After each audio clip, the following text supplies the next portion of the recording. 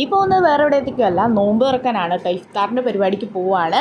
അപ്പോൾ ഇപ്പോൾ പെരുന്നാളാണല്ലോ, അപ്പോൾ റമദാനാകുമ്പോൾ എല്ലാവരും വീട്ടിൽ പോകും. അപ്പോൾ അതിന് മുന്നേ ഞങ്ങളൊരു ഇഫ്താർ നടത്താമെന്ന് വിചാരിച്ചു. അപ്പോൾ ഞങ്ങളും ഞങ്ങളുടെ സീനിയേഴ്സും ജൂനിയേഴ്സും എല്ലാവരും കൂടി തൊട്ടടുത്തുള്ള ഒരു ടർഫിൽ വെച്ചിട്ടായിരുന്നു പ്രോഗ്രാം പ്ലാൻ ചെയ്തിരുന്നത് കേട്ടോ.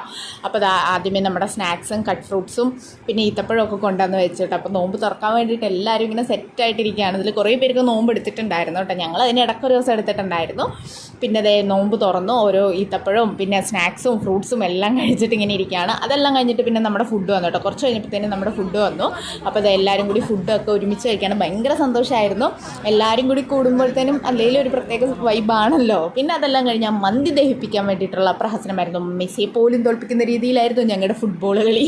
പിന്നെ അതിനുശേഷം ഇതിന് എന്ത് പേരിട്ട് വിളിക്കണം എന്നറിഞ്ഞൂടെ, രണ്ടുപേരും കൂടി കറങ്ങി അവിടെ കിടന്നപ്പോൾ സമാധാനമായി. പിന്നെ കുറേ നേരം അതിനകത്ത് കൂടി എൻജോയ് ചെയ്തു. പിന്നെ എല്ലാവരും കൂടി കുറച്ച് നേരം വർത്തമാനമൊക്കെ പറഞ്ഞിരുന്നു. ഫോട്ടോസും വീഡിയോസും ഒക്കെ എടുത്തിട്ട് മൊത്തത്തിൽ പരിപാടി അടിപൊളിയായിരുന്നു കേട്ടോ. അപ്പോൾ ഇത്ര